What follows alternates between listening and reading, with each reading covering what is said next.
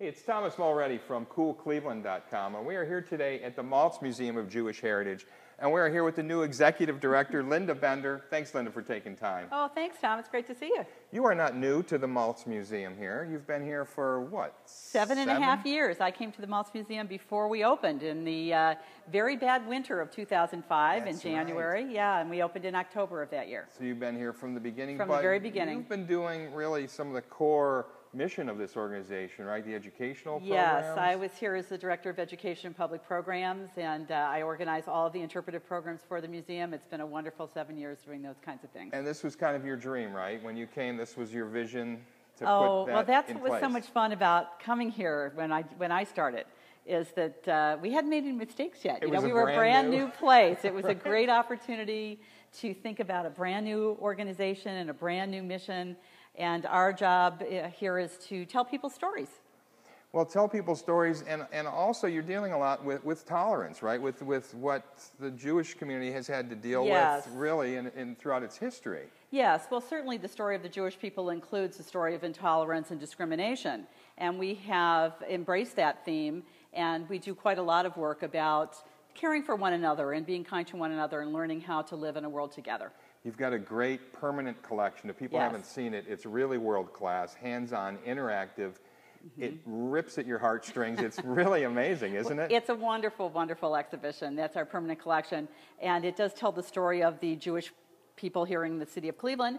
But in that story is the story of all the immigrants who came to Cleveland in the early part of the 20th century and how they built communities, how they created opportunities for people in their own communities, how they reached out to others, how they cared for those around them. It really is a wonderful story. And most people who come here who are not Jewish say, you know, that really reminds me of my family and the roots of my family and what happened in our community as well. And you do exhibitions that you mount yourself, sometimes you bring them in, and you're doing national work, but you really have a lot of focus on the local community as well, like this exhibition you have now, Precious Objects, yes, indeed, by the photographer Charles Mintz, right? You want to show us a couple of your favorite pieces Sure, this is a here? wonderful exhibition about people and their stories, so I'd be happy to show it to you. We're going to walk this way over to the gallery. So what was the idea here? He took a camera and he visited really a number of different places, didn't he? Yes. I mean, all throughout the U.S. He went all over the country. He took pictures of 175 people, and we have 25 of them here.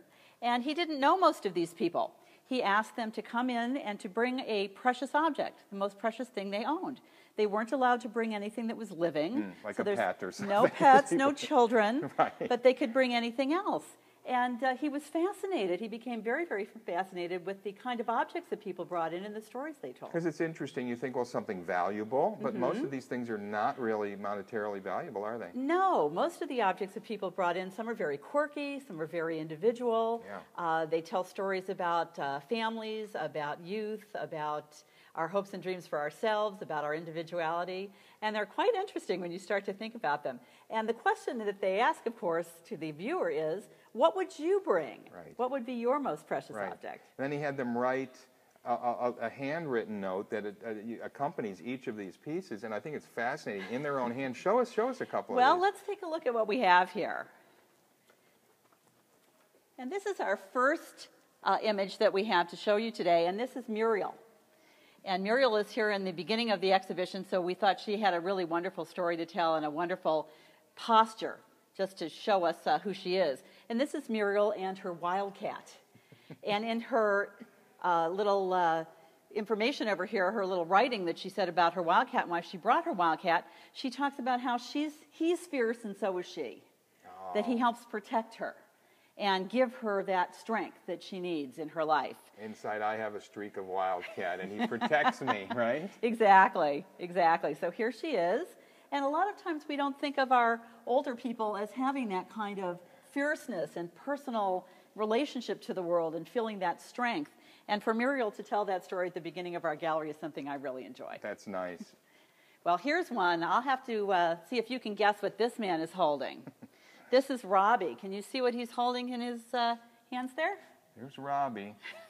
We zoom in real close, you can see. It's false teeth. He's got some dentures in there. He's got some dentures in there. Now, why would anybody pick dentures as the most precious objects they had. I love the look on his face. Yeah, isn't it great? Well, that's one of the things that Chuck talks about in his artist statement, is how not just the thing that the people brought, but the clothes that they wore and the way that they stood and their expressions. Because they picked all that out. They made all those decisions, exactly. Right? This was completely up to the people who posed for him. And so why is Robbie holding a set of dentures? Well, in his story, he talks about how these are his father's dentures. Right. And that his dad has passed away, and his dad never spoke much. So now Robbie keeps his dentures, and he's still hoping that Dad's going to say something to him. And I just find that so touching. That's awesome. That he feels that, he wanted communication with his father. He continues to want communication with his dad, and he keeps his teeth as a reminder of that. Almost, yeah. Now, this is your beautiful gallery space, and you can do so much here. You really have a lot of space. It's so We have a beautiful space here, and it's all the time it's different. Every Yep. time you come here, you're going to find something that's very, very different. Right. So you can take a look at what it looks like now with our 25 stories of people. Yeah. Some of them are Clevelanders, some of them are not, but they all have a very interesting story to tell. So let's go over here and see Travis for a minute. So I really enjoy Travis. Oh, this is great. They're all great, but I just picked out some of my favorites for you today. This is Travis, and he's holding 2 ID cards.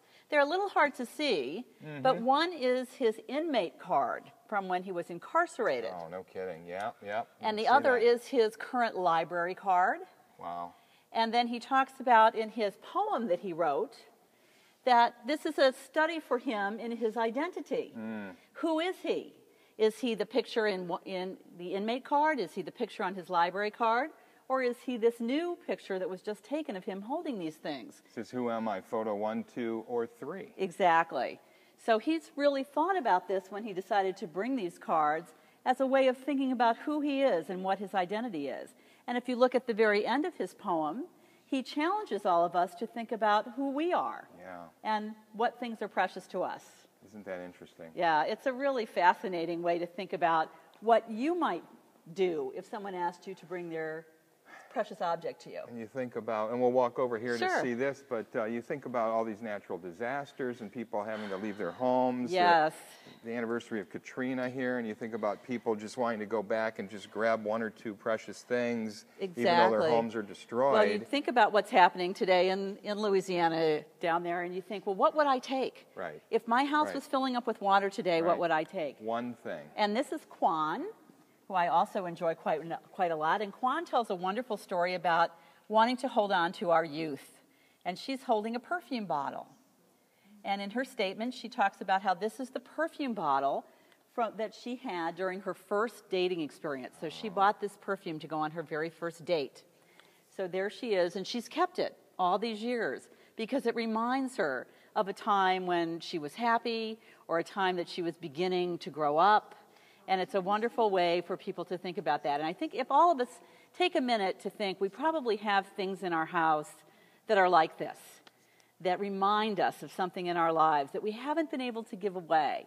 Right. And so it's a wonderful opportunity for us to revisit that. I know when I saw these on the wall for the first time, I went home and said, well, I want to look in my shoebox, where I'm keeping that stuff. I want to look in my kind of memory box and try to think if I could pick out one piece, what would it be? I had a very difficult time. I don't know how these people chose. Well, it does. It relates to the individual here at the same time as someone who spends a lot of time in museums, as we both do. It also focuses back on that object and how those objects are made so precious. And yet here you think of what's priceless. And here these things, they're almost don't have any real value, but they are priceless to these people. They're priceless to these people, and it is really a wonderful way to think about any object when you go into a museum as to why is that object there? Why have we decided to show this to the public? What's important about it? And we all have important things, and the things that are in museums are things that should be important to all of us. Well, this is a great museum, very important to the community. Thank you for showing us around. Welcome to your new position here. It's going to be a great run. You guys are doing such great work here. Thanks for taking time Thanks, out. Tom. It's always great to have you here, and I hope you come back again. We'll be back soon. Bye-bye. Thank you. Hey, it's Thomas Mulready from CoolCleveland.com. Have a great week in Cool Cleveland.